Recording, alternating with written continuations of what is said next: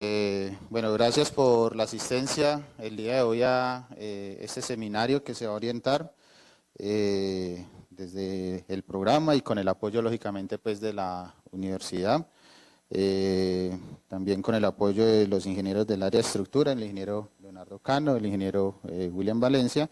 Y hoy tenemos el placer de presentar el webinar titulado Patología de estructuras postensadas de concreto, la cual pues nos va a estar orientando el doctor Bruno Godart desde Francia, y también nos acompaña el ingeniero Juan Andrés Oviedo. Gracias a todos por la asistencia. Procedemos a dar inicio al evento, ¿sí? El Inge Leonardo va a dar allí una introducción. Muchas gracias, ingeniero. Bueno, muchas gracias a todos y todas por su asistencia. Gracias a la IABSE. La IABSE es la Asociación Internacional de Ingenieros de Puentes y de Estructuras, en cabeza del doctor Juan Andrés Oviedo, que nos acompaña en la mañana de hoy. Él es el presidente, ahora se dirigirá a nosotros. Nos han seleccionado para hacer este webinar con transmisión pues directa por internet. Nos acompaña, como decía el ingeniero César, el profesor Bruno Godart, que es el presidente de la Asociación de Ingenieros de Francia y experto en el área de puentes y patología estructural en el día a nivel mundial.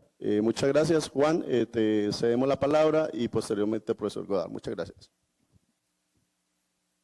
Bueno, ¿me escuchan? ¿Me escuchan? Sí. ¿Me cuentan si de pronto hay algún tipo de retorno? O si no, pues seguimos adelante. Porque me estoy escuchando yo. No, Juan, ya cierro el micrófono. Vale. Ahora listo. Y otra cosita que quería decirte, Leonardo, las personas virtualmente ya están entrando.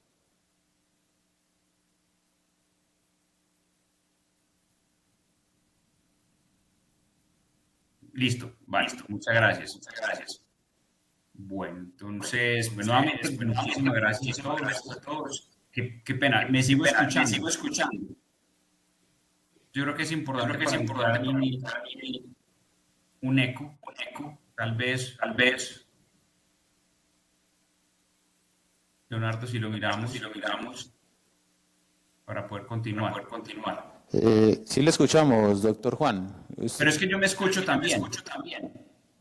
Entonces yo no sé si esto puede generar algún inconveniente. Bueno, voy a apagar el micrófono de acá y ya verificamos. Listo. Juan, ahí estén por el chat, podemos conversar. Gracias. Miremos a ver. Cuando apagues el teléfono. Qué pena con ustedes, denme un segundito. Revisamos que no tengamos ese inconveniente.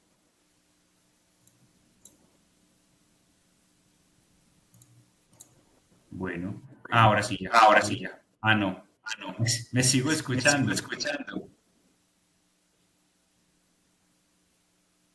Sí, se escucha con eco. Leonardo, debemos evitar ese eco para poder continuar.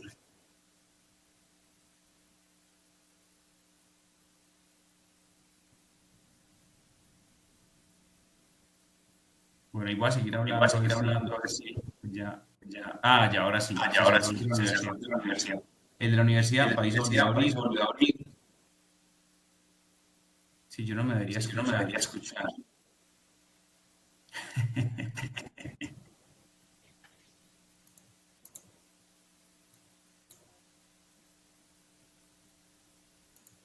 Bueno, no. Entonces, si ustedes, no sé si pueden escribir por acá, las personas que están escuchando, escuchan un eco.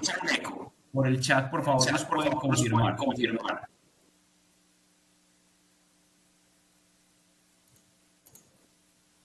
Ok. Leonardo dice que... Pero hay... pero me están diciendo, Leonardo, los que están conectados, aquí Oscar Carmona va a decir que me escucha con eco. Entonces, los que estamos virtuales, nos escuchamos con eco. Miremos si cerramos el de la universidad. El usuario que dice universidad, que es el que tiene el micrófono abierto en este momento.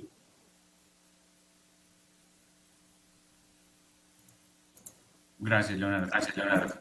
Gracias a todos por la paciencia. Como siempre hay problemas técnicos que solucionar. Professor Bruno, we are trying to solve the echo problem. Okay? So just give us a couple of minutes more, please. Thank you.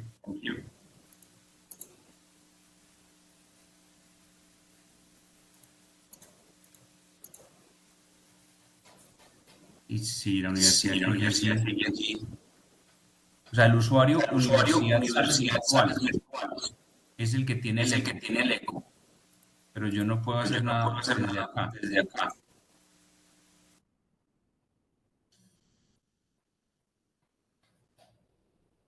Ahora sí, ya se apagó. Listo. Yo creo que ya estamos, ahora sí estamos bien. Bueno, perfecto, muchas gracias. Bueno, espero que estén viendo. Yo sé que el profesor Godart me está viendo la pantalla, ¿cierto? Usted ahí con la cabeza me ayuda. Me está viendo mi... in English. Bueno. So, Professor, you are watching my screen, right? Okay, perfect. So I will give a short introduction and I will give you the floor. Bueno, muy buenos días a todos. Muchísimas gracias por este espacio, por su tiempo, por estar aquí nuevamente en estas actividades del grupo colombiano de IABSE. Yo rápidamente y para no tomar mucho tiempo de ustedes, quiero hacer una pequeña introducción sobre el evento que nos reúne hoy, por qué estamos aquí reunidos y claramente pues hacerles una pequeña presentación del profesor Bruno, quien nos acompaña hoy. Pues hoy tenemos una conferencia dentro del marco de la iniciativa BST, que hemos llamado en el grupo colombiano de IABSE. Hoy vamos a tener una charla de patología en estructuras postensadas de concreto por el profesor Bruno, que muy amablemente nos ha ayudado con su tiempo y con sus experiencias para contarles aquí a todos los asistentes, especialmente a los estudiantes, sobre estos temas, en este caso relacionados con puentes. Quiero aprovechar para agradecer al profesor Leonardo Cano, gran amigo, colega y de la tierra, pues por abrirnos este espacio, por participar de este evento de IABSE, el grupo colombiano, en este caso con la Universidad del Quindío, a todo el equipo administrativo de la universidad, muchísimas gracias. Y también a todos los estudiantes de la universidad, muchas gracias por estar presentes, por querer hacer parte de este evento. Al profesor Bruno, muchas gracias por su tiempo. Thank you very much, Bruno, for your time. Muchas gracias por su tiempo y por compartir estas experiencias aquí con nosotros. Rápidamente, IABSE, nos encargamos IABSE y lo que queremos es intercambiar conocimiento alrededor del mundo sobre la ingeniería estructural, no solamente en puentes, sino también en edificaciones, aspectos constructivos, y todo este intercambio de conocimiento que nos sirva de avance en la ingeniería estructural lo hacemos a través de 5 actividades grandes o marcos, que es la conferencias. Hacemos conferencias en diferentes ciudades y países del mundo, tenemos publicaciones, tenemos unos premios IABSE que muchos en la ingeniería los comparan como con el Nobel. Son unos premios de bastante reconocimiento a nivel mundial.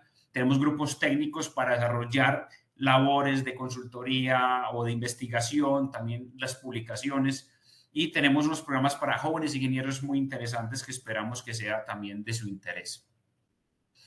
La asociación se creó en 1929, así que ya vamos para los 100 años. Y desde su fundación hemos venido trabajando en esas áreas o esas esferas de actuación que les mostré al principio. Nosotros ¿qué queremos? Es buscar una red, ¿cierto?, de amigos, de colegas, de ingenieros global, donde compartamos conocimiento, donde aprendamos de las experiencias de los demás, donde nos conectemos, donde disfrutemos del colegaje también a nivel mundial. Tenemos más de, yo creo que ya casi los 3.000 miembros a nivel del mundo, en el mundo, y estamos presentes sobre más de 100 de 100 países y dentro de algunos de esos países tenemos grupos nacionales que se encargan de la promoción de la asociación en esos países y en el territorio. De hecho, tenemos diferentes actividades también dentro de los grupos nacionales, hacemos actividades, hacemos visitas de campo. Muchas veces ocurre más en Europa, donde nació la asociación, pero claramente cada vez queremos traer IABSE más hacia Latinoamérica, hacia estas regiones donde podamos tener una masa crítica importante de asociados y trabajar y generar este tipo de espacios también que son muy importantes. De hecho, tenemos una red en Latinoamérica donde tenemos algunos países ya constitutivos donde nos hemos reunido en diferentes países y bajo el evento de IABSE que tome lugar de este año. De hecho, este año tenemos el simposio en Costa Rica en el 2024. Esperamos reunirnos allá también como red latinoamericana. Y de esa red latinoamericana nos encargamos de fortalecer IABSE en este lado del mundo. ¿Sí? Tenemos eventos muy poco rápido por el tema del tiempo. Este año tenemos unos simposios y unos congresos muy interesantes que ojalá ustedes los puedan asistir. Tenemos en el Reino Unido, tenemos también en Tokio y tenemos el simposio, que es la primera vez que el evento más importante de IABSE está por estas tierras y lo vamos a tener en Costa Rica en septiembre, el 25 al 27 de septiembre de 2024. Para los que estén interesados, por favor visiten el sitio y ojalá puedan participar como presentando sus ponencias, patrocinios o van a asistir al evento. Les decía, tenemos revistas, journals, tenemos también boletines técnicos, documentos técnicos, todos los documentos tienen que ver con las diferentes conferencias que hacemos en IABSE y todo esto está al alcance de el miembro de IABSE. Tenemos una gran biblioteca también digital de documentos técnicos que podemos compartir que el miembro de IABSE puede tener acceso. Tenemos un programa muy interesante para jóvenes ingenieros menores de 35 años. Ya pasamos por allí, pero yo fui beneficiario de ese en su momento. Hace muchos años soy miembro de IABSE y ha sido una experiencia muy interesante. Entonces hay un programa muy orientado a los jóvenes ingenieros para que se dejen envolver en el mundo también de las agremiaciones, de estos contactos y todos estos grupos de personas donde intercambiamos conocimiento. Hay un aspecto también muy interesante que quiero resaltar, que hay una membresía especial para estudiantes de menores de 27 años, también que es muy económica, en el cual le permite entonces entrar a IABSE, tener los beneficios de IABSE a un costo bastante inferior. De hecho, en los eventos aquí en nuestro grupo colombiano, hoy vamos a hacer una rifa de una membresía estudiantil. Así que después de la conferencia del profesor Bruno, vamos a hacer una pequeña pregunta por el chat. La primera persona que la responda bien y con la ayuda después de la universidad y del profesor Leonardo, que nos confirme que esa persona es estudiante de acuerdo con el registro que se hicieron para poder estar hoy presentes, se va a ganar esa membresía. Es una membresía por un año para que vaya probando los beneficios de IABSE y ojalá pues se pueda continuar. Entonces, ¿por qué entrar a IABSE? Porque somos una comunidad global, por los beneficios, por el intercambio de conocimiento, por el intercambio de experiencias, por el colegaje y por el aporte también a la ingeniería a nivel mundial.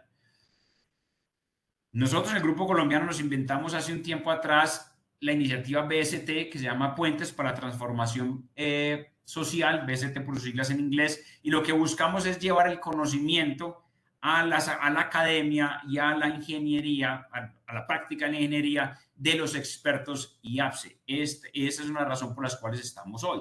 Necesitamos un intercambio de conocimiento, ¿sí?, entre la práctica y la academia. Así que nuestro lema es IABSE y su impacto en la transformación educativa en Colombia. Queremos dejar un impacto positivo a nivel de la academia por toda Colombia, si es posible. Esto lo hacemos en dos fases. La primera fase es una conexión de conocimiento teórico como el que estamos teniendo hoy. Son expertos de IABSE con las diferentes academias y universidades que hay en el país. Y una fase 2, que más adelante vendrá, donde vamos a adicionar otro aspecto que es la comunidad, para buscar entre la academia, los expertos y la comunidad ayudas para beneficiar a grupos sociales sobre temas de ingeniería que podamos nosotros aportar en ese momento.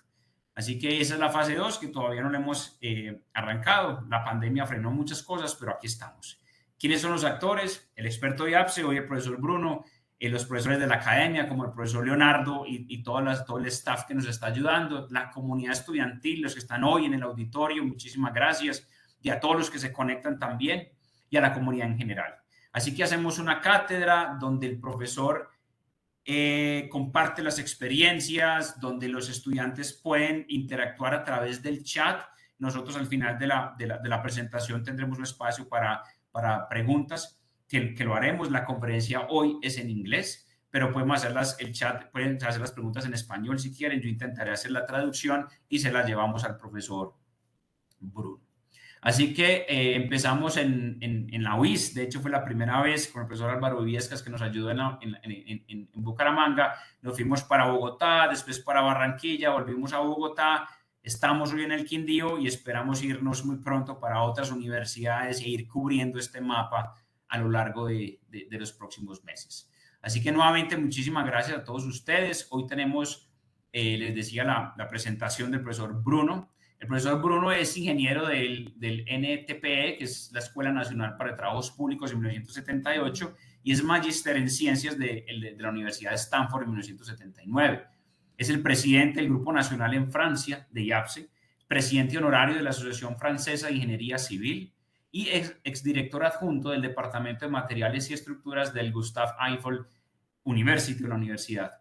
El profesor Godart ha trabajado por más de 30 años en el Laboratorio Central para Caminos y Puentes. Trabaja en patología, inspección, investigación, reparación, reforzamiento y administración de puentes.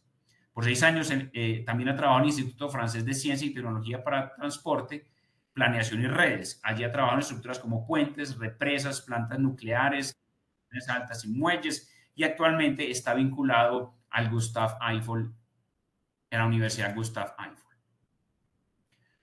Bueno, no siendo más, yo les agradezco a todos, a toda la Universidad del Quindío, a los profesores, a todos los estudiantes que están allí. Esperemos que sea de su agrado y más que todo de su agrado, que sea para su bienestar y en su desarrollo profesional.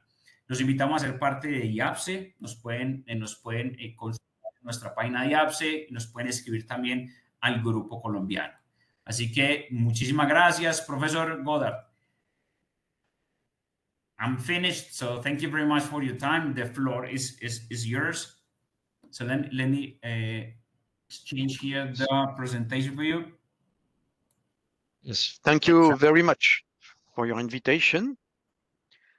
I am very happy to be with you this morning.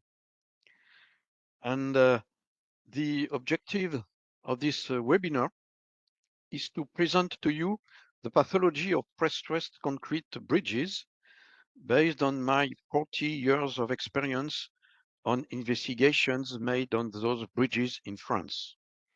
I hope it will help to avoid such problems in your country. So next slide, please.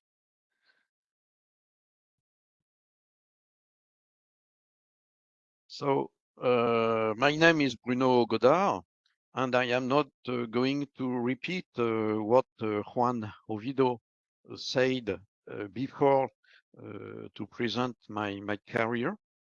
I would just add that I am involved in IABSE since a very long time. I am still a member of working group 5.1 on forensic engineering, and I am involved also in the editorial committee of Structural Engineering International, which is the journal of IABSE. Next slide, please. So after a reminder on the beginning of prestress in France, I will present the problems encountered on bridges during the 3 great periods of prestress in France, as you can see on this slide.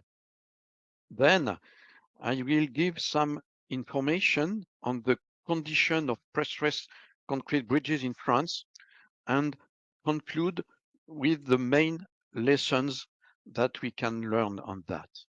So next slide, please. But first, I would like to say a few words on the beginnings of prestress in France. Next slide. As you probably know, the invention of the press pressing is due to the French engineer Eugène Freycinet, who was granted in 1928 a patent for a pre-tensioning system for precast concrete members. I would like to present what may be considered as the first prestressed concrete structure in the world, as you see on this slide.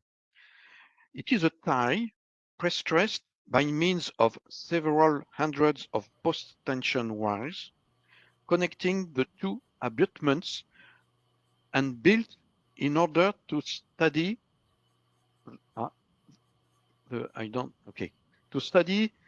the three deformations of a reinforced concrete arch for the construction of the third bridge on the Allier River.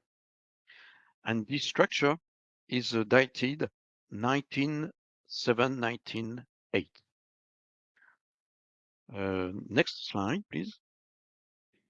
Investigations were done in 1993 in the Thai, and the results show that the tendons were in good conditions, despite the fact that they were simply laid out in grooves filled with sand and sealed by a hydraulic mortar, and that there was no waterproofing membrane on top of the tie.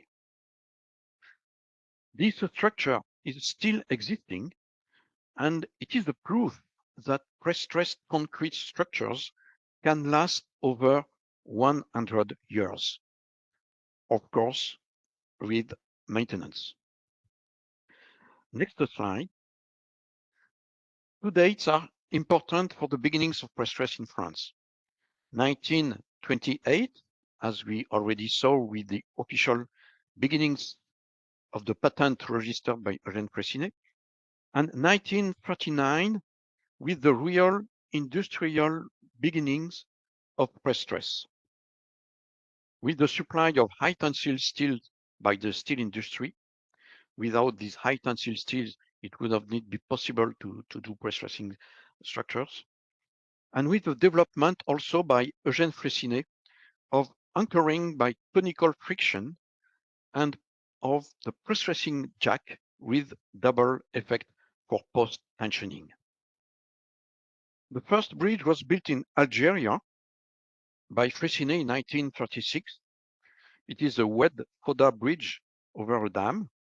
And in France, the first bridges are the two slab bridges of Longrois and Elbeuf-sur-Andelle, and the famous Lucency Bridge, as you see on this slide on the right, which is a own single span bridge built between 1941 and 1946. Next slide. Now we are going to examine the first great period of prestress from 1946 to 1960, just after the war, with the rise of what we call VIPP. VIPP is a viaduct with simply supported spans made of beams and slabs, and with post-tensioning prestressing. And we are now going to examine the problems encountered on this VIPP bridge. Next slide. But first, some slides to explain the design of these bridges. This slide shows two families of tendons. The first one, with the tendons anchored at the end of the beam, about 2/3 of the total prestress, and the second family of tendons anchored in the slab, about 1/3 of the total prestress. On the right, you see the precast extremity of a beam with ducts well positioned. Then on the right, the ducts and the reinforcement.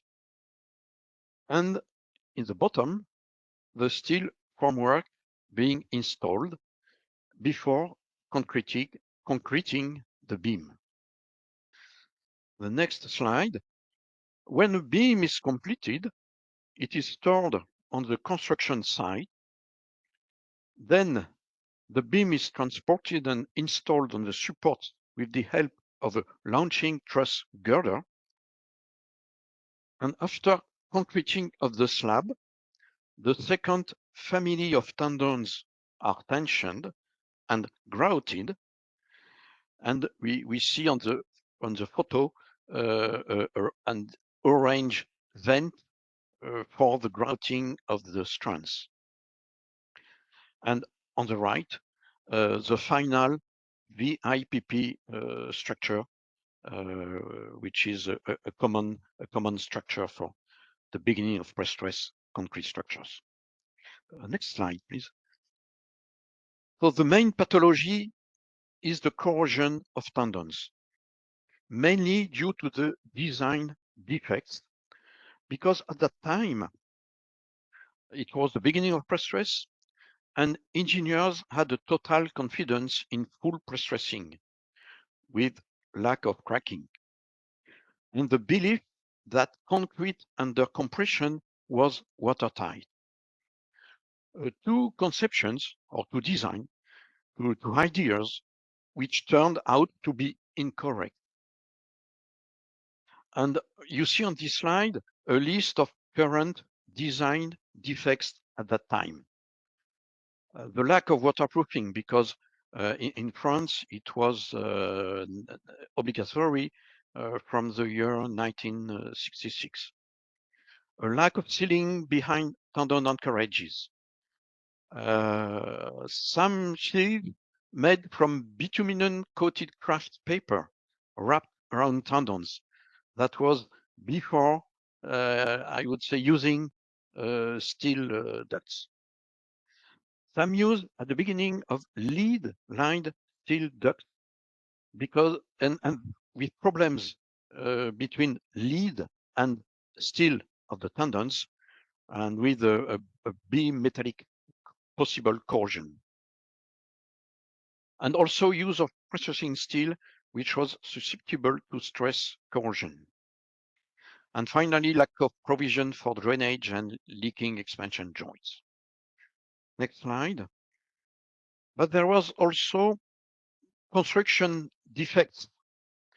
When there was a waterproofing membrane, sometimes this one was often of bad quality. There was an incomplete grouting of the prestressing ducts, because at that time, companies did not know how to properly inject a duct and have no tools to control it. It was only in the 1970 with the X-ray gammography developed by the Central Laboratories for Roads and Bridges that we are able to control the grouting and to see that there was many lack of grout in some of these VIPP. But nevertheless, there were some positive aspects. In fact, relatively few chlorides have been found in VIPP bridges during our investigations. Very few cases of stress corrosion, and no case of hydrogen embrittlement corrosion, which is a type of stress corrosion, and no case was detected. Next slide. And you see on this slide different examples of corrosion of tendons in the beams after removal of the concrete cover beneath the toe of the beam.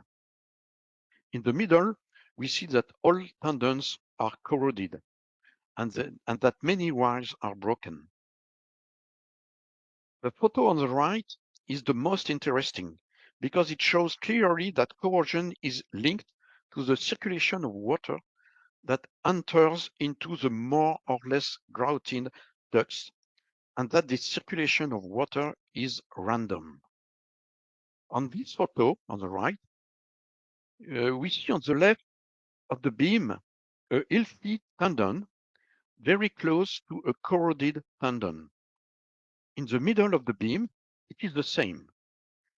And on the right of the beam, we see two tendons, and each tendon is healthy in its upper part and corroded in its bottom part. So this photo shows the great difficulty that we have to assess the load carrying capacity of such beams that are randomly corroded by water circulated within the ducts. The next slide, you see other disorders due to corrosion.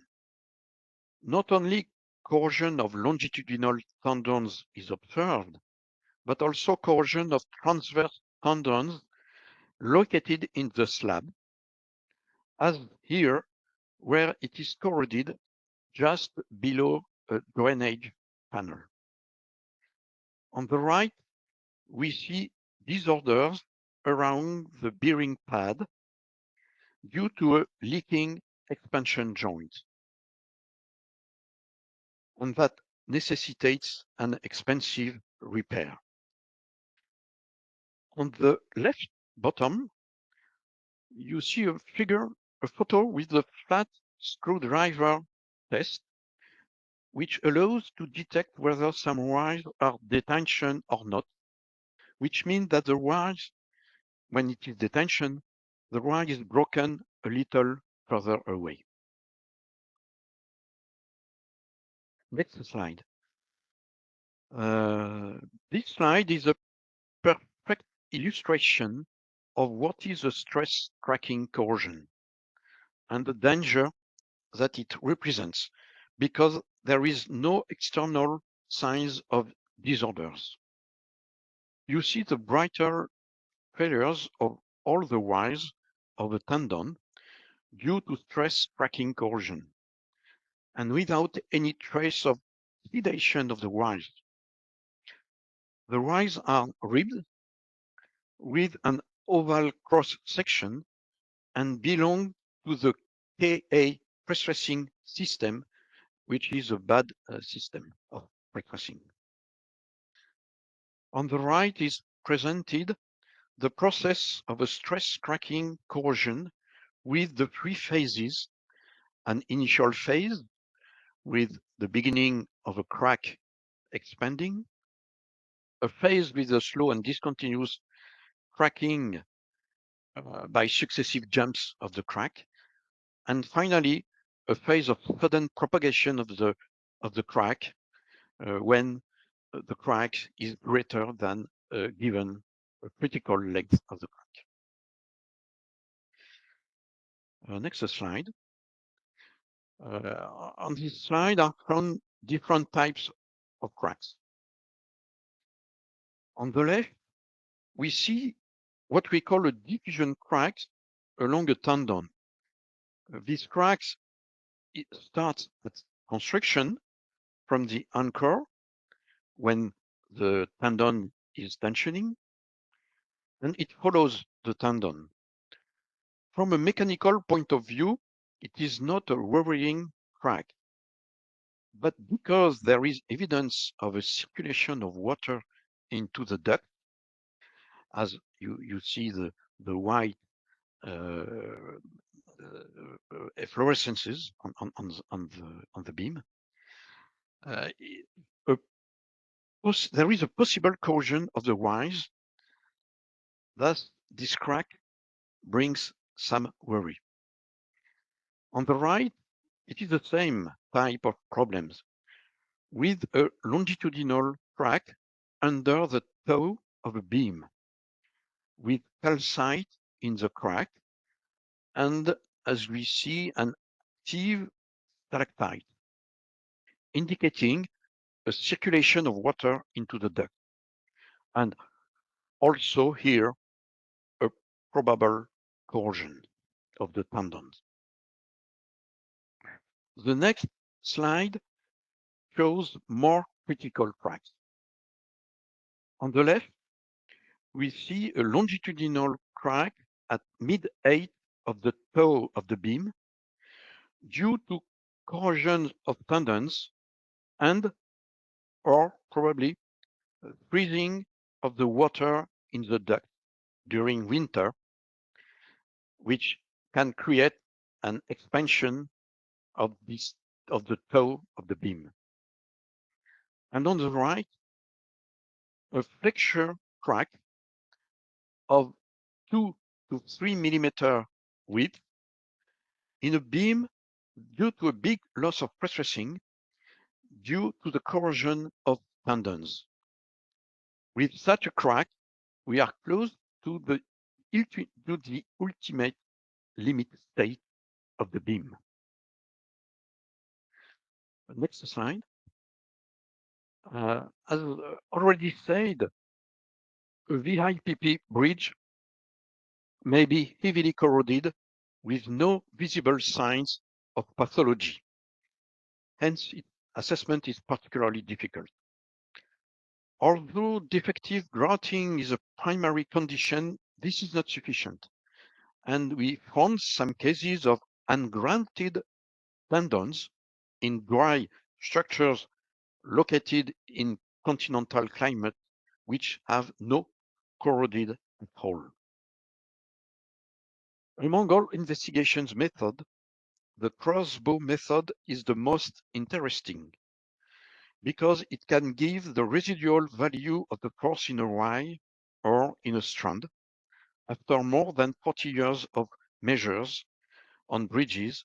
Our feedback is that the residual strength of 5 and 7 millimeter wires used in the 1950s remain globally inside a range of 80 to 90 kilo per square millimeters for an initial tension of 110 to 115 kilogram per square millimeter, and an estimated final tension of 85 kilogram per square millimeter. But there are a scattering in the results, and sometimes the losses of Prestressed on some VPPs may reach more than 30% of the initial stress. So this is a very, very interesting tool to assess the load carrying capacity of this type of bridges. Next slide.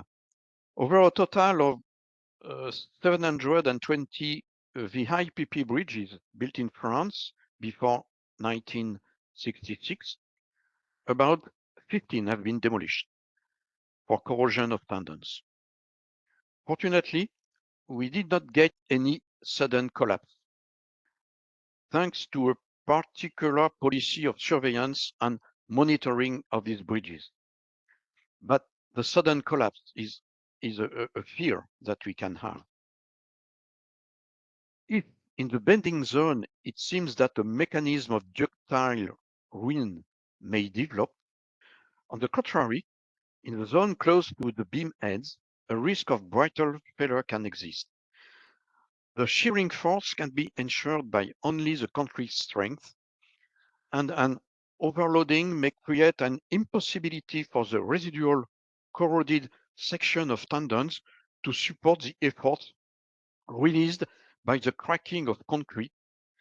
Moreover, because the quantity of stirrups was low at that time in these old VIPPs, and we cannot rely at all on this low reinforcement. So we have to think that shear failure can be a brittle failure type in those bridges. Next slide. Now we are going to examine the second great period of Prestressed from 1960 to 1980 with the rise of the box girder bridges with internal prestressing. Next slide. Most of those box girder bridges were built by the balanced cantilever method and do not suffer from corrosion.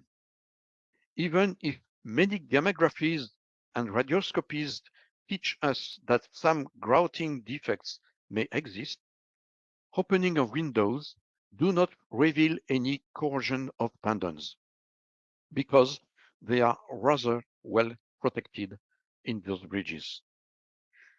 The main pathology encountered in those bridges built before 1975 is their insufficient bending strength, which essentially results in the occurrence of cracks between the segments in the contraflexure zone of the central span.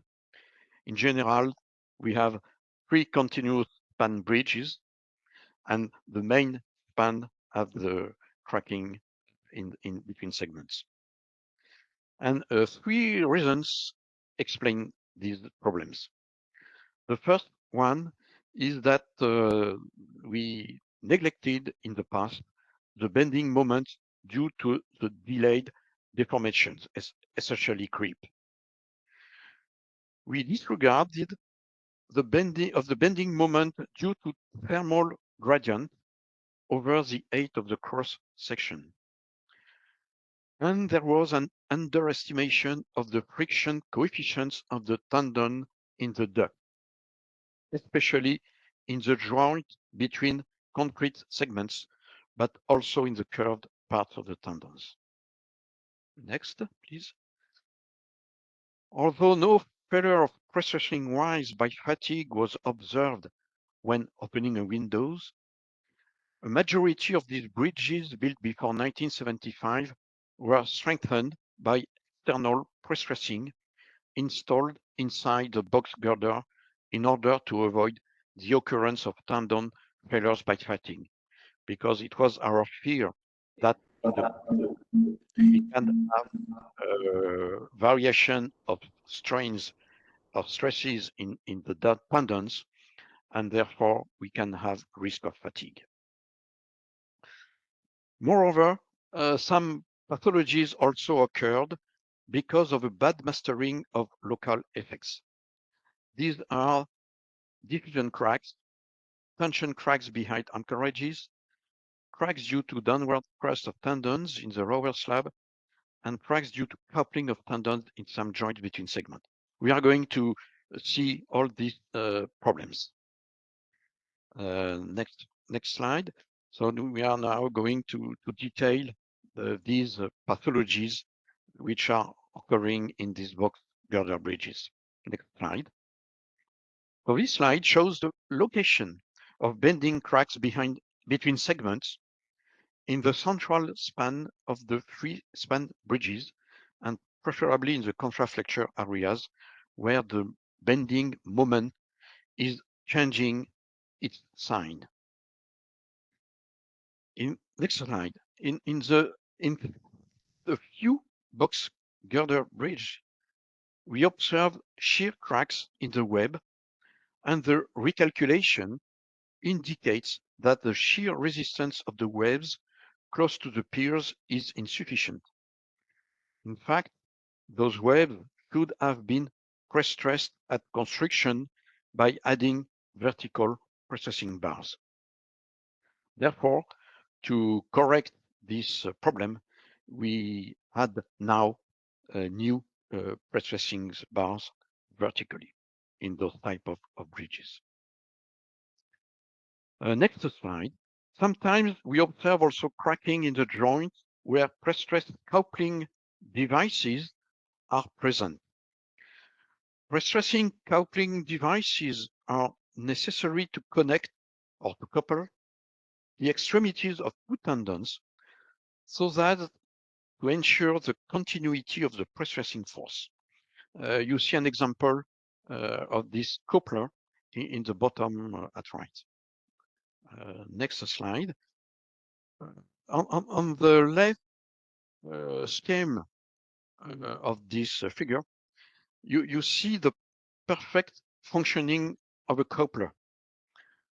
Tendon AB is first tensioned, then the second concrete element is cast in place with the coupler inside, and the tendon BC is tensioned. If the coupler is free to move into its hood, then compression stresses are well distributed in the joint, as you see on the left. But if, as shown on the right, if the coupler is blocked, for example, due to the intrusion of grout into the hood, then the compression stresses are not passing through the joint, and there is a deficit of pre-stressing in the joint, and then cracks may open in those joints. So this is the explanation for the cracking in the coupling joints. Next slide. In a few box girder bridges, we find some local cracks in the joints like the type 5 crack on this slide. It is due to local creep of the concrete under the anchorage plate of a cantilever tendon. Or, as we see, like type 6 crack due to an insufficient shearing strength of the K and or abnormal concentration of effort due to a bad matching of the faces of the joint, and then we can have a cracked case in those type of joints. Next slide shows an illustration of the presence of cracks in a joint behind the anchorage plates of the cantilever tendons. And you can see also that the quality of concrete is rather bad. Next slide. In some rare cases, there is an external bending of the web along its horizontal axis due to an insufficient connection between the web and the crossbeam. You see on the right the cracks in red developing between the crossbeam and the web. So here also we have to repair this type of cracks. Next slide. A more common pathology is the occurrence of diffusion cracks, still called fish bones cracks or herring bones cracks, propagating from the anchorage block. On the right, the sketch is explaining the distribution of principal stresses in a slab due to a concentrated force. Thus, behind, you see tension stresses, which are developing, and in front of the anchor, we see compression stresses that are developing, but also tension stresses. And cracks comes from these tension stresses, and they are oriented perpendicular to the direction of the principal tension stresses. So this is the explanation of these cracks around the anchorage blocks in slabs, with a direction of about 45 degrees. The next slide shows two photos representing the diffusion crack. On the left, you see the cracks in the lower slab of the box girder. And on the right, you can observe that the crack is going up in the web. So it comes from the block, goes into the roller slab, and then goes up in the web. Next slide shows a tension crack. Next, on the next, please. Yes, this one. This slide shows a tension crack behind an anchorage block located in the joint. It is joining diffusion cracks on each side of the block.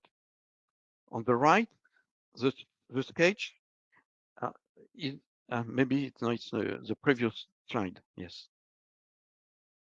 Yes, you see here on this slide the tension crack, the type 24, as you see, the tension crack, which is joining the diffusion cracks on each side of the block. Okay, the next slide illustrates the tension crack in the lower slab. So it is transversal to the box girder bridge and behind a wide anchorage block.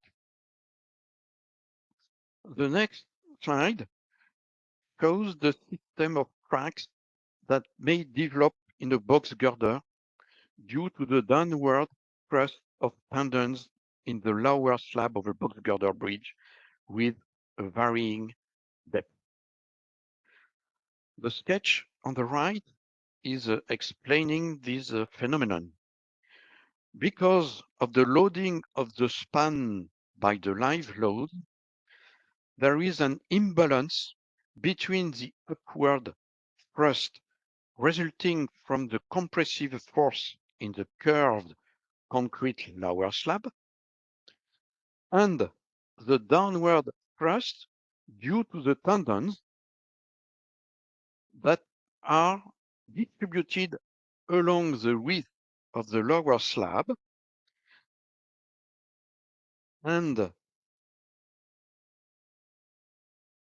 with a slab that is submitted to a transversal bending and a bending moment created in the connection between the slab and the webs.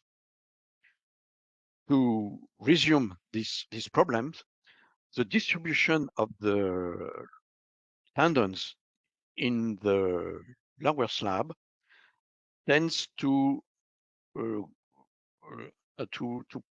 create a tendency of the slab to go down, and therefore you get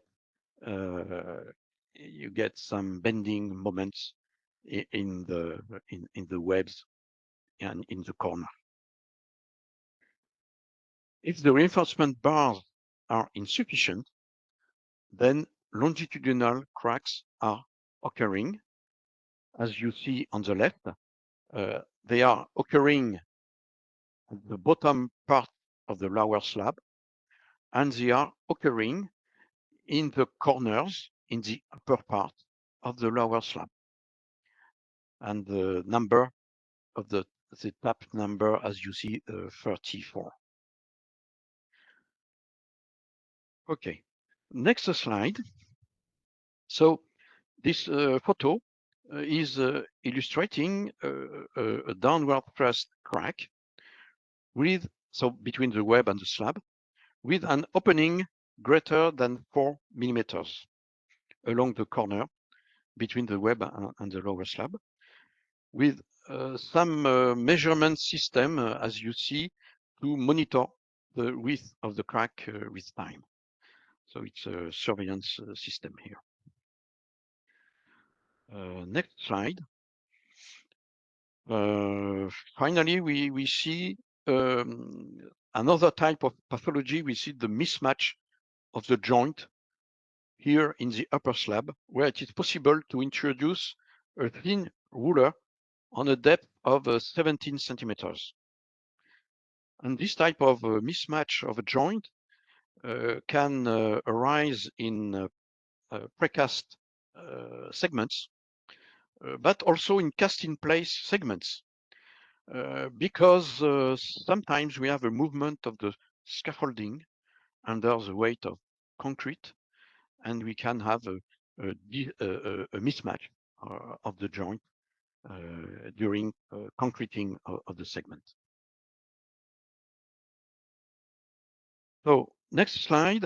We are now going to examine the third great period of Prestressed after 1980 with the rise of external prestressing. Next slide, yes. But first, the external prestressing has several interests, as you can see on this slide. So I am not going to detail these advantages. But first, I would like to mention that 4 bridges were built in France in the 1950s, and we are going to look at their conservation state. You see the names of these bridges with their year of construction. Next slide. I show you just one of these bridges, the Villeneuve-Saint-Georges Bridge, a box girder. It has 3 spans with length 41, 78 and 41 meters, and is of the cantilever type, with a simply supported central part of 39 meters. Next slide. As you see on this photo, taken inside the box girder of the Villeneuve-Saint-Georges Bridge, the anchoring of the prestressing was inspired by the anchoring used for the suspension bridge cables, with cast steel sockets filled with an alloy of lead, antimony, and tin. Next slide. What are now the lessons learned with those 4 bridges? For the Vaux-sur-Seine bridge in the 1980s, we saw the rupture by corrosion of some tendons, wires, because the permanent ventilation openings were closed by bird nests. These tendons were replaced. For the Port-Robinson bridge, tendons were perfectly healthy. The Canbia bridge in 1980, we observed that 8% of the existing wires were found broken. Moreover, other wires were corroded, and the wires were sensitive to stress corrosion. Most damaged tendons were anchored in the upper slab with an absence of waterproofing. So we decided in 1984 to demolish this bridge. On the Villeneuve-Saint-Georges Bridge, as already described, a doubtful tendon was replaced in 1980, and all tendons were retentioned, and grease was applied to reprotect all tendons. And this bridge is still in service. Next slide. So the main conclusions drawn from these 4 bridges are as follows. The possibility of readjusting the press stress and replacing the damaged tendons is a significant advantage. The durability of external tendons, provided they are well coated with grease, is ensured, provided that these tendons are also in well ventilated box girders. So we have to avoid humidity in the box girders.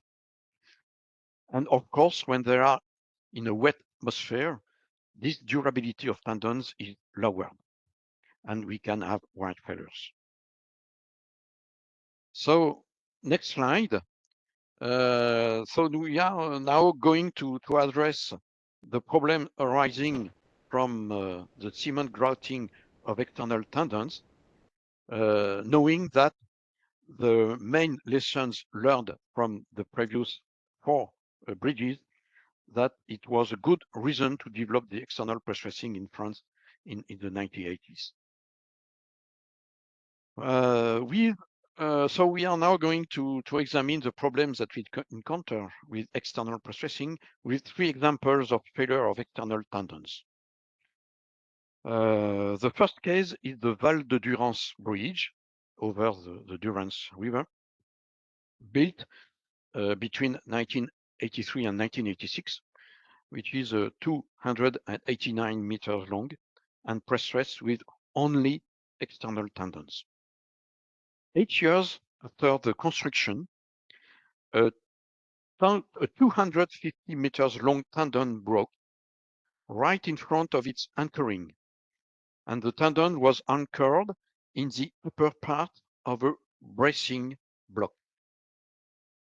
The rupture of the tendon was particular, since it was in the form of a bevel, which corresponds to a failure of the various strands in the same horizontal plane. Next slide, please. This photo, taken inside the box girder of the Val de Durance Bridge, shows on the left the large deformation of the broken tendon, like a buckling of the tendon near a crossbeam, and on the right, the rupture area of the tendon with the rupture in the form of a bevel due to the presence of a water plane since probably the construction time of the bridge. From 1970, next slide, please. So the following observations were made during the forensic analysis of the Val de Durance Bridge. The duct was empty of grout and partially filled with water over a 2.50 meter length in front of the anchoring plate. Among the 109 analyzed wires, 21 presented a strong corrosion by dissolution, and 80 wires presented a constriction or reduction of the cross section. The water pH was very high, close to 14, which presents a risk of corrosion in a hyperbasic medium. An opening of the 64 anchoring caps showed that 41% of caps had traces of oxidation, 12% traces of corrosion, and 16% heads were very corroded.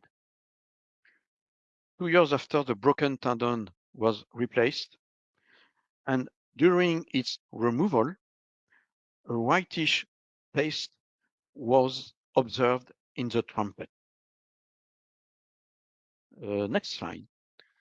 The second example is the Saint-Cloud viaduct built in 1974 near Paris. It is a box girder with an overall length of 1 kilometer, and this bridge was strengthened in 1979 by external prestressing because it has some insufficient of bending strength. In 1988, a 300-meter long tendon broke in its middle near the lower slab, close to a hole of regrouting made in 1979. A pocket having the consistency of a wet sandy paste without any coherence and with a pH between 12 and 14 was observed. And the pressing wires were also sensitive to stress corrosion, with the majority of wires presenting this type of cracking. Therefore, we decided to replace all the external prestressing of this viaduct. Next slide. The third example is the Rivière d'Abord Bridge in the island of La Réunion.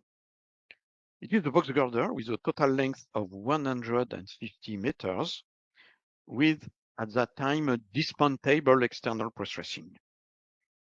The rupture of a tendon at an anchoring located in the upper part of a segment on pier, and the autopsy showed the presence of a whitish paste on the surface of the tendon and in the anchorage.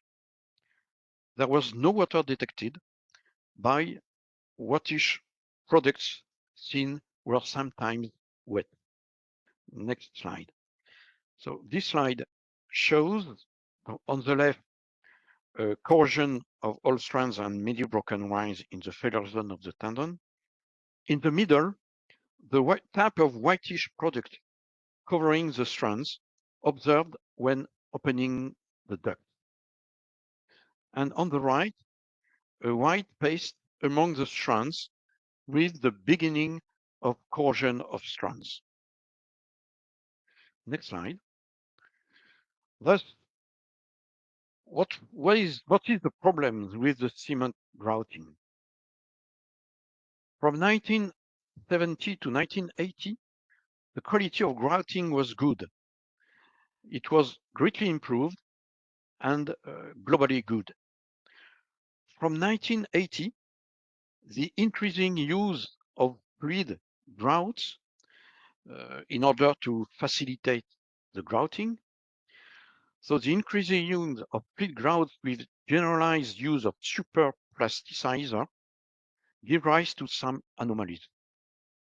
A migration of mineral species with separation by density. That means that ettringite and portlandite go up inside the duct before the setting of the ground. And this movement of ettringite and portlandite is accompanied by an ascent of air bubbles and creation of whitish paste in the upper part, surmounted by more or less yellowish yellow liquid, which is water. Next slide. So the main causes are identified as an exudation of the grout combined with its settlement during the dormant phase of the set. And it is due to an incompatibility between some cement and some admixtures. I would say a problem of unsuitable couple between cement and admixture.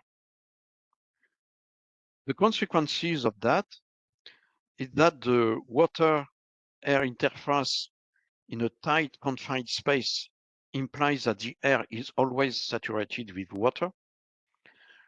We have a pure water condensation which may occur on the part of the processing steel exposed to this air saturated with water. An alkaline corrosion of tendons may happen with a high pH.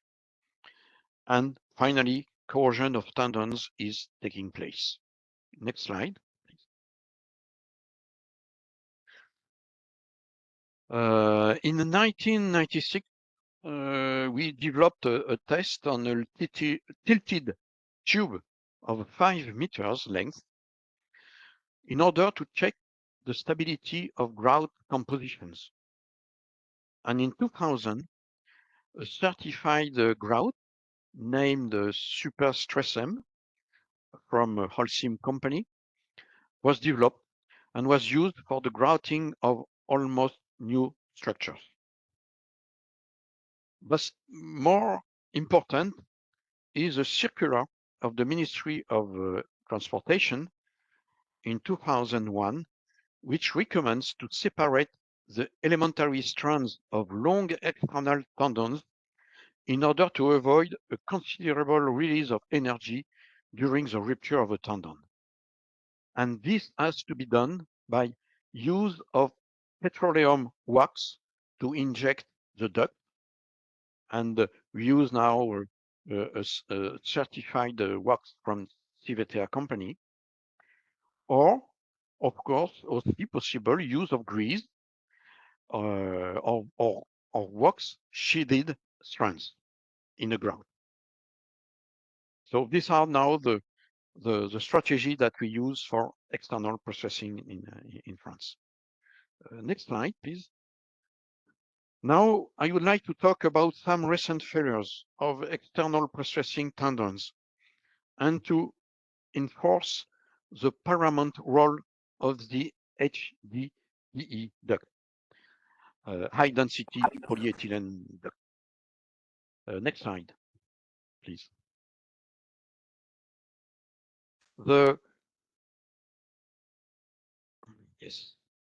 the corrosion of external tendons due to defect in the HDPE ducts are is existing according three mechanisms. The first mechanism is ingress of water.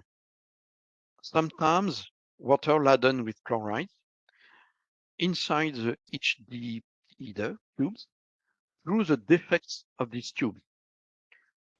The second part of the mechanism is attacked by corrosion of the strands directly in contact with the duct, and that is especially in curved parts or where the strands are pressed against the duct in the curved parts. And three part of the mechanism is the diffusion of water inside the cement grout, a grout which is quite porous, and then attack of the strands coated with grout. Next slide, please. Among the defects of the HDP ducts or tubes, we find, as you see on the slide on the left, longitudinal or helicoidal cracking. And as you see also on the right, corroded strands with broken wires, despite a good grouting of the duct. But of course, we have here a problem of cracking of the duct. Next slide. Among the defects of the HDPE tube, we find also longitudinal or helicoidal cracking, and as consequences, corroded strands with broken wire, despite a good grouting. In the middle, we have folding and cracking of the duct at the exit of the deviator because of a bad management of the geometry. And on the right, some inappropriate repair made at construction, probably because there was a crack in the duct.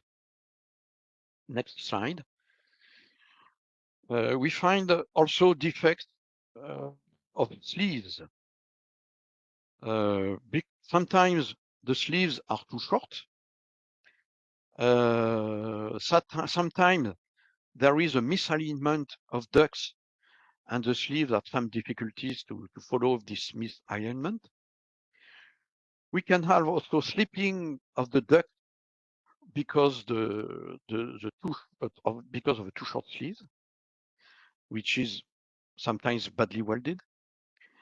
And we may have sometimes also cracking at the junction of two ducts with a different diameter, which is absolutely abnormal, because of course we should have the same diameters for each tubes. Next slide. So the possible consequences are the following.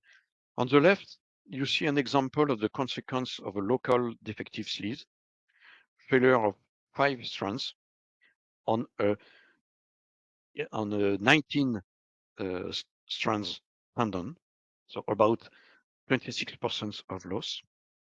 It's close to the limit of rupture of the tendon.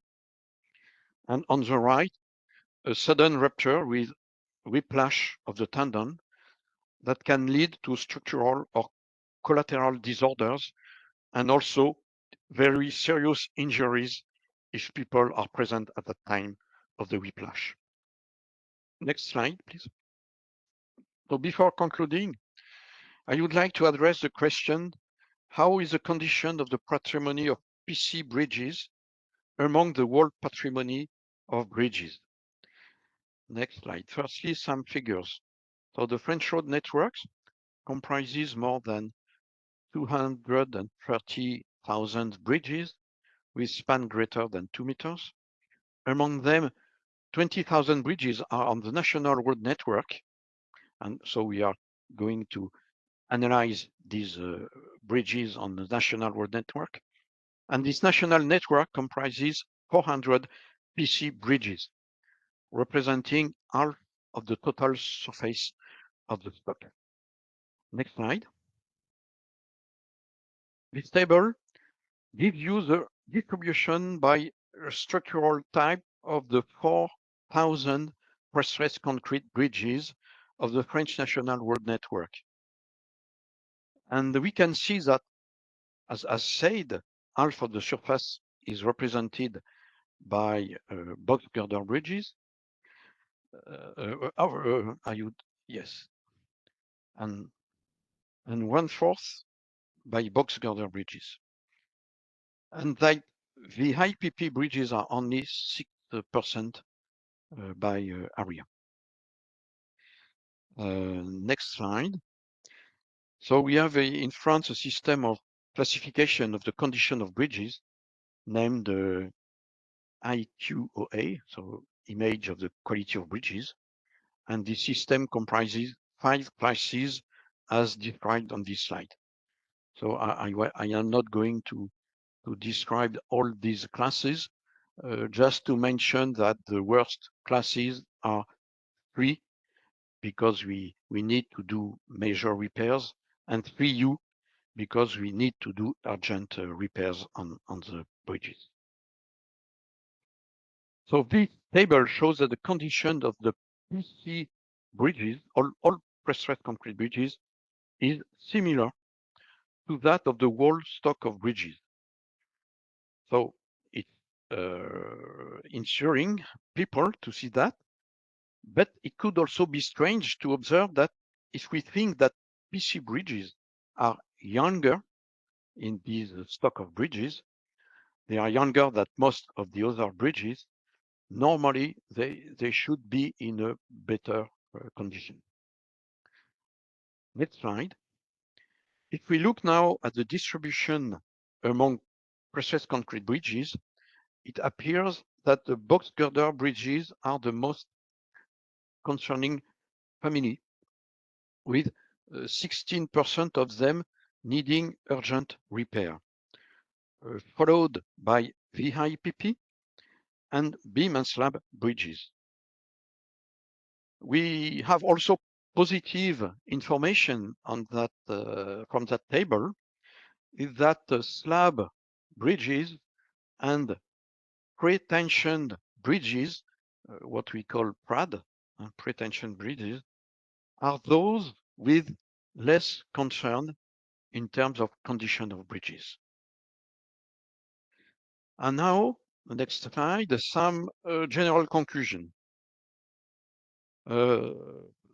Cracks is the symptom most often encountered on PC bridges, and we can have several tens of causes to explain the occurrence of cracks.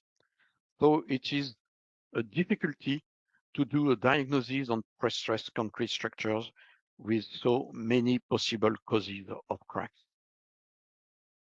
Some notion about pathological cracks. In reinforced concrete, we consider that up to 0.3 millimeter cracks are possible and doesn't pose any problems. Sometimes we even go until 0.6 millimeters, especially if it's a bending crack.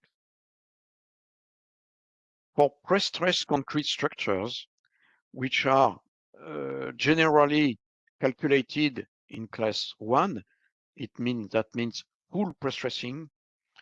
Then, as soon as we see a crack, and the visually detectable crack is about 0.1 millimeter. So as soon as we see a cracks, it's abnormal. I would say it's a pathology crack, because normally we should not have crack in a compression concrete.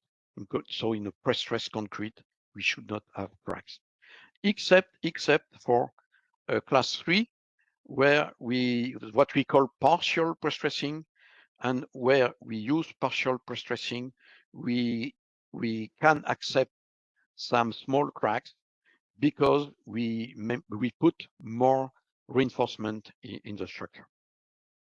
But globally, for all the structures, for all PC structures, we need to have not to see cracks. But warning, because in prestressed concrete structures, we have some elements which are prestressed concrete, but we have other elements which are only reinforced concrete. And if they are only reinforced concrete, then we can have cracks. So we have to study clearly the functioning of the prestressed concrete structures in order to see if the cracks is located in a full prestressed part or is located in a simple reinforced concrete part of the structure. And next observation is that, of course, water and aggressive agents such as chlorides are aggravating factors, and it is worst for prestressing concrete structures than for reinforced concrete structures. Next slide. So now some general conclusions is that prestress is a sensitive material which shall be protected as well as possible. Next, please. Yes. Internal or external prestressing has each their advantages and disadvantages.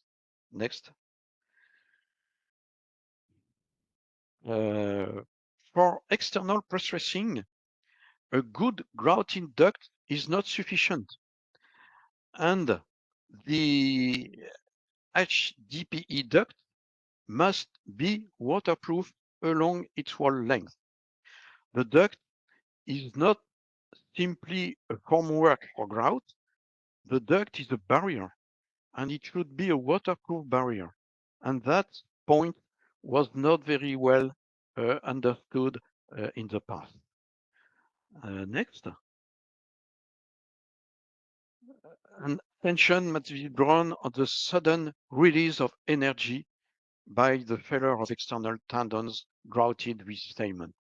So there is a safety concern for workers which can go into inside the box girder bridges. So we have to be careful with that.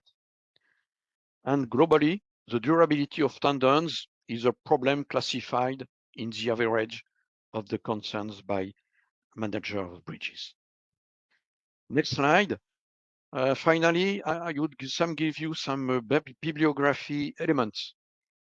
First, a free internet site for investigation techniques. It's a site that I developed at University Gustave Eiffel with the help of Cerema. And on this site, you can download about 125 investigation techniques and now 25 diagnosis methodologies. There are hypertext links between investigation techniques and diagnosis methodologies. And this site is in live because we are always improving the different files in this site. And the last one slide, please, is just to give you some documents that are all in French. So sorry for that. And so we have a technical instruction for survey and maintenance of bridges with many fascicles, and especially the fascicle number 32 for prestressed concrete bridges. An information note on problems with bridges having external prestressing. We have also a catalog, many catalogs, and one for main disorders of PC box girder bridges. And finally, for those we want to know many things on durability of prestressed concrete bridges, a bridge on the durability of prestressed concrete. And this is the last slide, and I thank you very much for your attention. Professor Bruno, thank you very much for the excellent presentation, very illustrative. Thank you very much. Very nice, very interesting as well. Let me see. I can see right now. Do you have your webcam? Your cam? Juan, Do you have your video on? I can't see it. I don't know why. Anyway. Okay, Leonardo, are you? Sí, Juan, muchas gracias. Muy bien, listo. Okay. Professor Godart, thank you very much for your excellent lecture. We are going to the some questions in the present persons in the auditorium, and let's do it. Preguntas, por favor. Pueden hacerla en español y con No, gusto I don't speak Spanish. Oh, profesor. Oh, ok, profesor también habla español, así que no hay problema. Ok. ¿Listo alguien?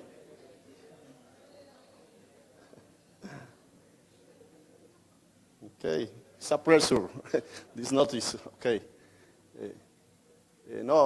Un comentario. Do you prefer in Spanish or in English, Professor? Because I had two questions. You can translate in English. Okay. Yes. Yeah, please. Okay. The first one is in the tropical ambient we live. It's not common the very several change of the weather.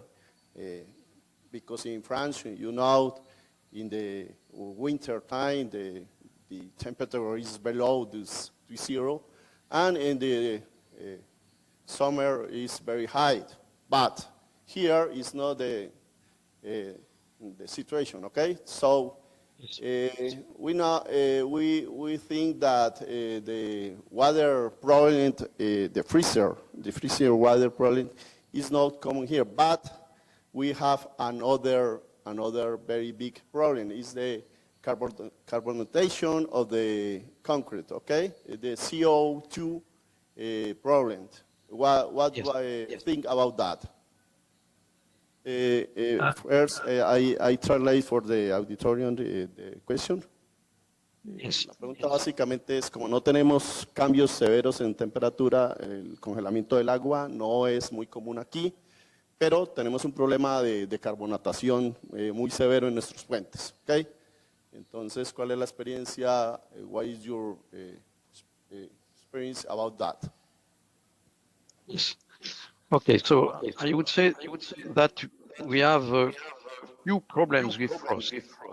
We have much more problems with corrosion. And we know that when the weather is hotter or wet and hot, the corrosion is worse probably than when the weather is more temperate. That's first point. Second point is that carbonation is something that we have with reinforced concrete structures. So it mainly affects the skin of concrete and therefore the reinforcement. But in general, the pre-stressing tendons are deeper in concrete. And we have very few problems, I would say nearly no problems of carbonation with pre-stressing tendons. De carbonatación no es importante, según la experiencia de él, en estructuras de concreto reforzado, porque los ductos donde están los tendones están muy profundos, entonces el frente de carbonatación no alcanza a llegar a como afectar eso, pero el acero secundario sí.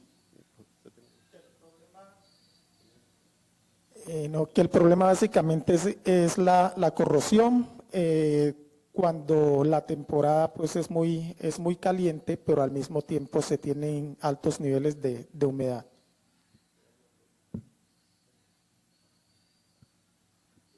Juan, ¿alguien? ¿Una pregunta? No hay más preguntas por aquí, Juan, y no veo en el chat. No sé si ves. Sí, hay una en el chat. Ok. Can you translate the sentence? ¿Lo hace Leonardo? ¿O intenta? ¿Dónde está? Juan, okay. It's about the concrete core when you una resistencia de compresión menor a la indicada en los planos y hacer un diagnóstico contra un sobrepresión. ¿Hay alguna solución? No entiendo bien la pregunta que él tiene ahí. ¿Cuál es? Dice que una resistencia indicada en los planos y al hacer un diagnóstico encontramos sobreesfuerzo a compresión. ¿Qué lo entiende? Yo tampoco entiendo muy bien la pregunta. Sí, Daniel Palencia, es que la pregunta no es clara. Habla sobre extrae el núcleo y encuentra una compresión menor, o sea, un F'C menor tal vez a la indicada. Y luego dice que hay un sobreesfuerzo a compresión. No sé. Buenos días, ¿me escucharán? Sí, de pronto la puedo explicar un poco mejor. Okay. Vale, es por una experiencia que tuve hace poco, que al momento de extraer núcleos de una viga de concreto posttensada, efectivamente pues nos dio menor a la que está reportada en planos, lo del esfuerzo a la compresión, la resistencia a la compresión. Y al hacer un diagnóstico bajo los esfuerzos admisibles de la CSP14, encontramos que tiene un problema efectivamente con los esfuerzos a compresión, es decir, tiene un sobreesfuerzo a la compresión por esa baja resistencia a la compresión. ¿Hay alguna solución que de pronto haya el ingeniero en su experiencia dado bajo esta problemática?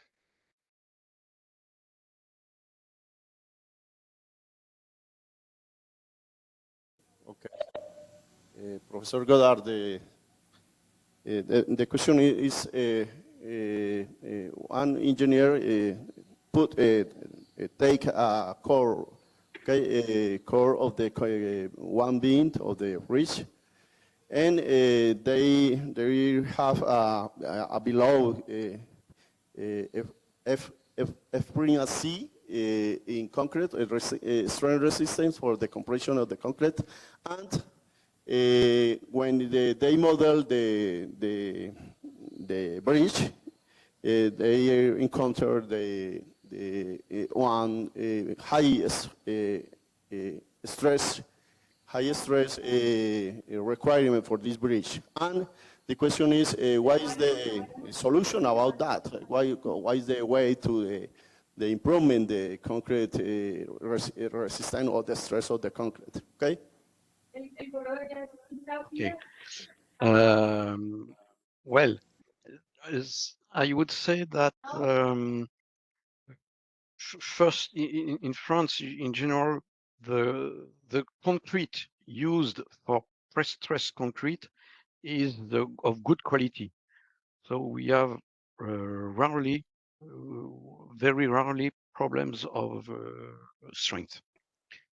Now, if you want to check the strength in a structure, there is a European standard whose number is EN 13791, who indicates the number of cores that you need to take in a structure.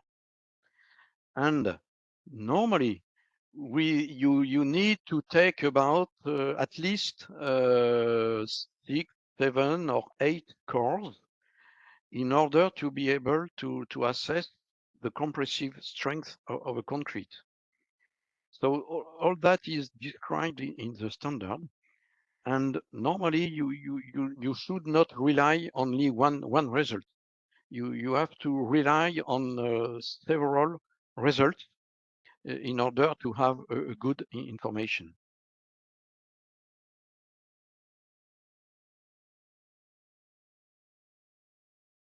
Responden que ese tipo de problemas no los tienen en Francia, porque el concreto en Francia regularmente es de muy buena calidad, y el problema que plantean es el problema de que una vez ya esté construido el puente, se hace la prueba, se identifica que el concreto tiene baja resistencia y por lo tanto va a estar sobreesforzado. Sin embargo, dice él que hay unos lineamientos donde se puede averiguar qué hacer en estos casos, y dice que no basta con sacar un solo núcleo, sino que se tienen que sacar entre 6 y 8 núcleos, y cuando se determine que la resistencia es baja, ahí sí proceder a buscar una solución, pero que con una sola prueba en el que el concreto haya dado baja resistencia no es suficiente. Juan, ¿alguna pregunta por acá? No. Vale, si quiere procedemos a lo de la rifa, Juan, si te parece bien. Listo. Listo. Sí, y muchas gracias a todos, muchas gracias a los docentes por las preguntas. Professor Godart, thank you very much for answering the questions. Thank you very much once again for the wonderful presentation. We will proceed on the raffle. Vamos a ir con la rifa de una membresía estudiantil. Profesor. Thank you. Thank you very much. Thank you, profesor. Listo, Bueno, Juan. sí, gracias, muchas gracias nuevamente a todos. Vamos a proceder por una rifa de una membresía estudiantil. Como tenemos un auditorio con muy buena participación, en esta oportunidad vamos a concentrarnos en la rifa en los que están presentes, no en línea, porque pues, es difícil mantener las dos cosas al tiempo. Entonces, aquí nos va a ayudar el profesor Leonardo o William, que también lo escuché ya. Gusto saludarte, William. Hagamos una pregunta, la idea es una pregunta sencilla relacionada con la charla del profesor, y el primero que la conteste y que sea estudiante, claramente, entonces sería el ganador. Y la idea es que al final la persona pues, se comunique con nosotros en la asociación para hacer todo el trámite de la membresía estudiantil. Entonces se comunica conmigo al correo que aparece en pantalla, iabse.colombia@gmail.com. Me dice quién fue el elegido por parte de ustedes, si acá pues no tengo la información, y ya nos encargamos pues de hacer el trámite. Entonces lo dejo en sus manos, Leonardo aquí muy atento, y William, para que ustedes hagan la pregunta. Y bueno, felicitaciones desde ya al ganador o la ganadora. Ok, Juan. La hacemos aquí en directo entonces y Sí, ahí la en directo. seleccionamos. Sencilla. 3 tipos de preforzado que vieron ahí. Mostró varios. Okay.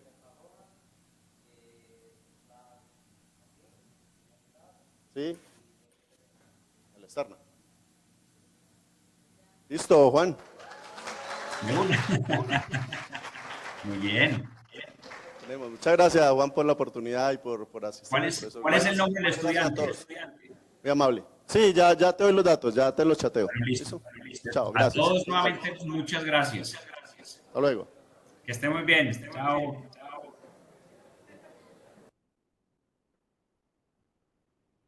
Chao, profesor.